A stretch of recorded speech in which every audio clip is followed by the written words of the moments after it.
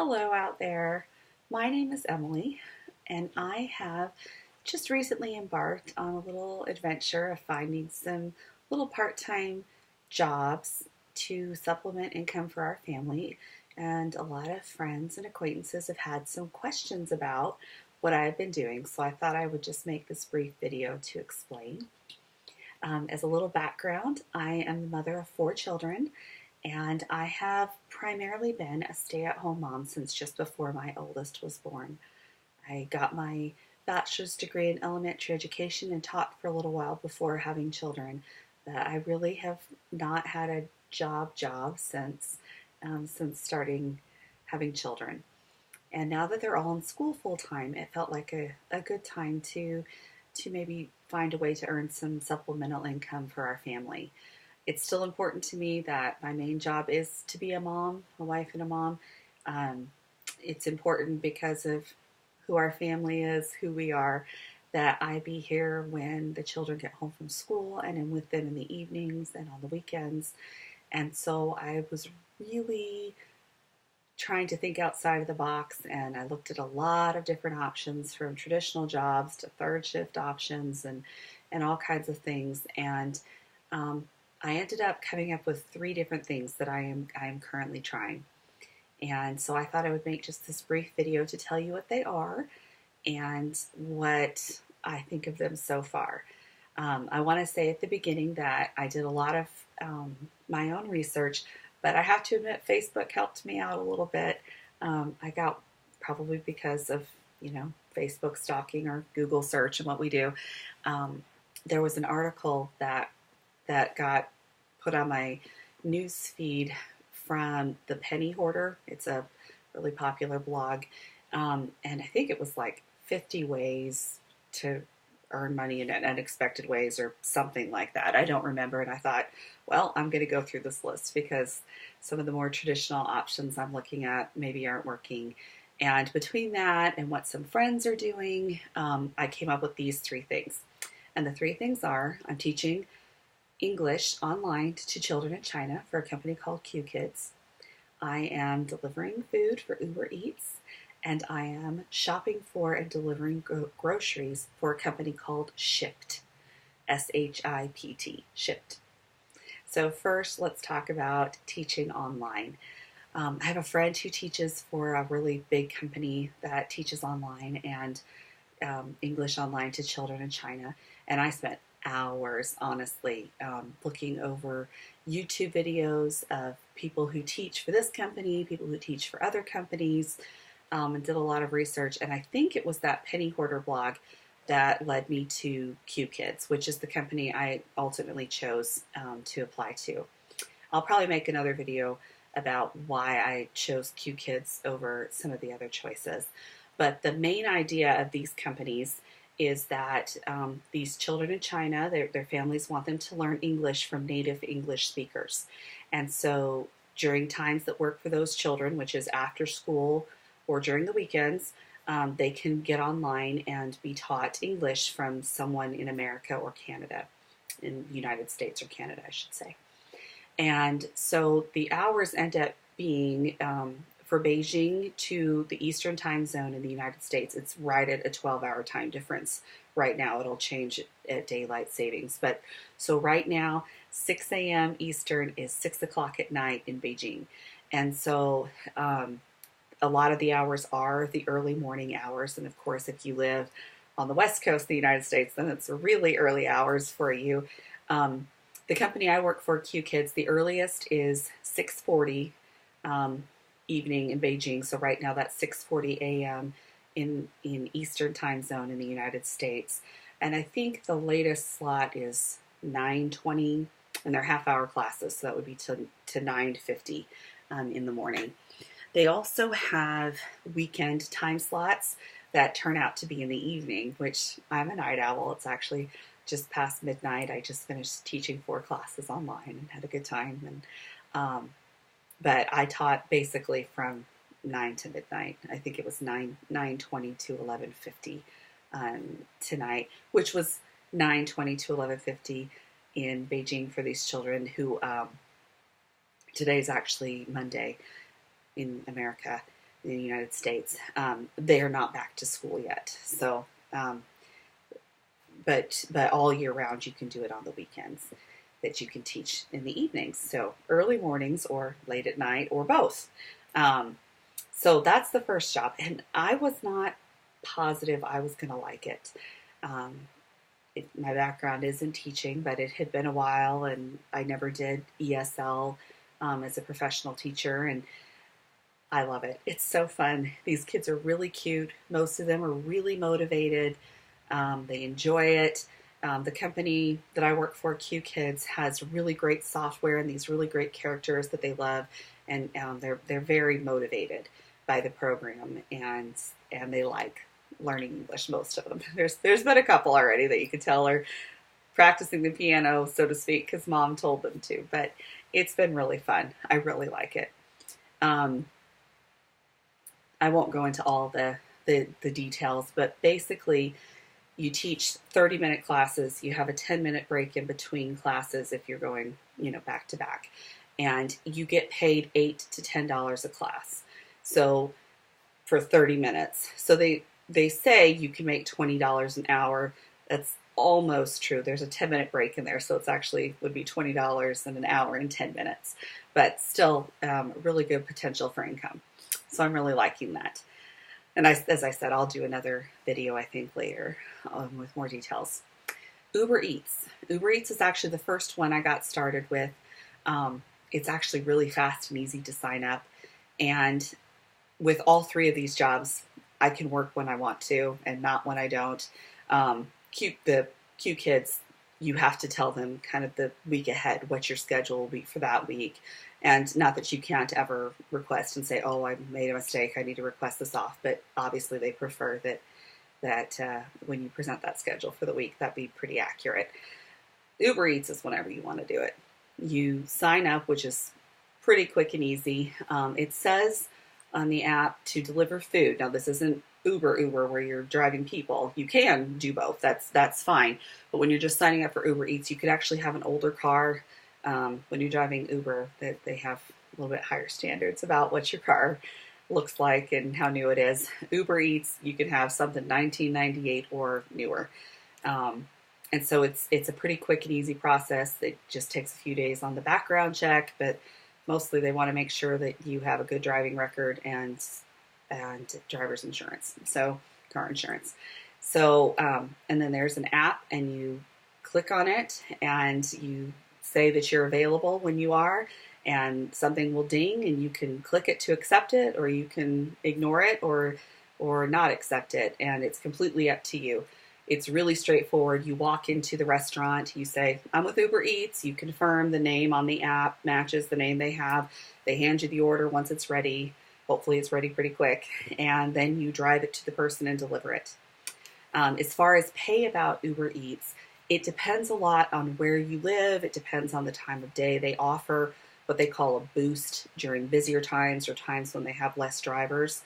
So I kind of use this as a baseline, and it really does depend on where you live, but just as a baseline, in my town where I live, if I'm delivering with no boost, so it's just the regular pay, you get a flat rate for picking up the food, you get a flat rate for delivering the food, and then you get mileage between pickup and delivery. And that's how you get paid. It's not your time, it's pickup, delivery, and the mileage between. So in my town, if I pick up from a McDonald's, which they never have a very big delivery radius because it's McDonald's food. It doesn't last if you drive it too far and it cools off. It's not very good, especially those poor fries. So it's always a pretty short drive. But if I pick up something from McDonald's and I take it to someplace in that same town, I'm going to make about $5. That's with no boost. There's almost always a boost, and it can get up. I think the most I've ever been paid is 1.9 times, so that would be $9-ish. Plus, people can give you tips. Now, it's optional. They may or they may not. But if you are working during boost times, and especially during lunch or dinner or Friday night, Saturday night, depending on where you live, depending on how populated an area you're in and how much Uber, you can make money Um, and obviously the mileage of your, or the gas mileage you get in your car is a factor, and all these things. So it's a little more complicated to say exactly how much you make, but I have found it to be worth it. Especially, we have two vehicles. I really like that I can take my husband's car. I drive the minivan, so when I take my husband's car, it gets much better gas mileage, like twice as good, and then I feel even better about it. But the only thing you really need besides your own car is, they recommend you have an insulated bag, which I have found does come in handy, especially when somebody wants, a milkshake or something, to stick it in there to try to keep it in good shape. Um, they pay for tolls if you have tolls. They pay like the most that you would have to pay is what they pay you. So I actually usually make money if I have to cross the toll bridge. Um, but yeah, so people will say, do you think it's worth it? And I do. I don't know. I guess, again, it depends on your car mileage, and if you can do it during peak times and take advantage of those boosts, and obviously when people give tips. But I actually think it's fun. I had one friend who signed up under me who I asked her, how are you doing with it? And she said, I know it sounds funny, but it's kind of like me time. And I'm like, I know, I feel the same way, because you're in your car, you can listen to your music while the directions are telling you where to go. And for me, I choose to, go out and do errands, and then if one dings, I'm like, oh, okay, check out, go do that, and then I'll get back to my errands when there's a break between them. So for me, it's very low stress. I like it, and it works well for during the day while my kids are at school. The other thing I've tried, and I need to give this a little more time, I think, is Shipt, Shipt. And there's, I think, a couple of different companies that do this, but around where I live, there's Meijer and Target both use Shipt. And so you literally, again, you put kind of when you're interested or available, but on the app you can always see what's open. If you decide you can take one that's another time. And when there's something available, you can say, yep, I'll do that one. And then you literally go to the grocery store. The client has already paid. Oh, that's true with Uber. I forgot to say that. They've already paid. You don't deal with the money. The only money you might ever deal with is if they give you a cash tip. But it's all paid for through the app. You don't have to do that. You pick up the food, deliver the food. So Shipt, in essence, it's the same, but you are literally going to the grocery store. You have their list. They have the option of saying that you either use your best judgment if they don't have the exact thing they asked for, or that you contact them, but it's all through the app. It's very streamlined. In fact, where I live, the app even has it in order of how things are in the grocery store, with bringing you back to the frozens and the meats at the end. So you do the grocery shopping, you are sent a Shipt debit card that you can't use for anything else, obviously, but when you pay, you swipe that card and that's what pays for it. So none of your money is involved. You don't touch their money. You're just using this card. It's all through the Shipt system. And then you drive the groceries to the person, and you can either take them to the door or take them to their counter, just whatever they request. And they also have the option to give tips. Now, I'll tell you, I've only done this a few times, and it was a pretty stressful week to start it. It was, my grandmother was passing away, and perhaps I should have waited, but I was kind of wanting to get started and see how it was.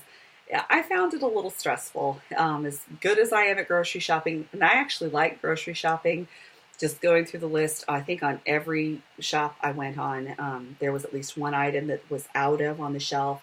The policy is that you find a worker, have them go to the back and check for it, but yet you still have this time frame in which you must deliver the groceries to be considered on time, and it's for your ratings, and I actually don't even have a full concept of that yet.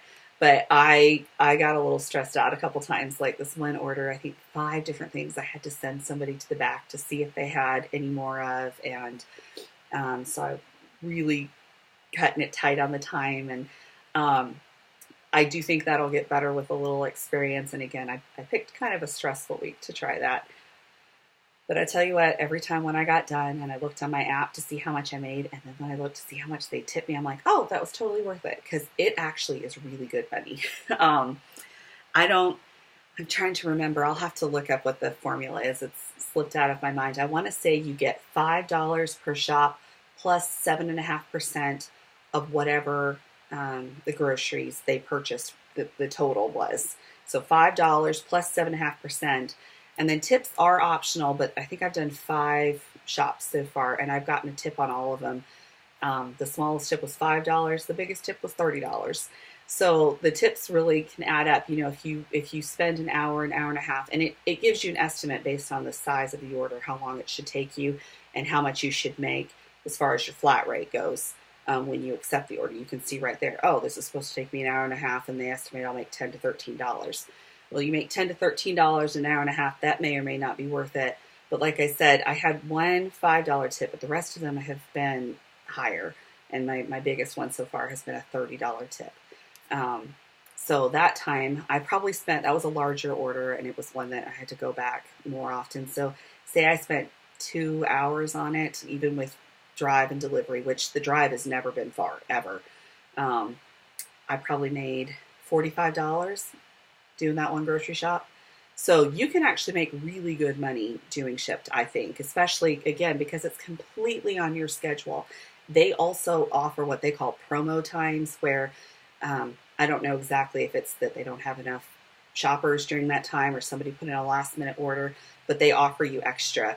On my very first shop, I had another Shipt person stop me in the store because I was wearing my green Shipt shirt, and introduce yourself. And I told her it was my first time. She's like, okay, my biggest tip is grab the promos, because like I know on one of them I saw it was an extra $10 right off the top if you took that order. So I haven't had a chance to do that yet. Again, my grandma passed, and so I actually haven't done it in a couple weeks because we traveled to her funeral and all has been chaos. But I'm going to give it more of a try, because if I can get better at it and not be so stressed out by it, it's got a really good potential for income. And I've been able, every day I've signed up and said I wanted to do it, boom, boom, boom, there were jobs to do. So it's more consistent than Uber. Uber's more laid back and less stressful, but it's more consistent. Okay, I think I've babbled longer than I meant to, but hopefully that answers some of your basic questions. I do intend to go back and do a more detailed video on each of them as a little more time goes on, especially about the QKids, to answer some questions. But I will post this, and maybe it'll be helpful to you. Good night.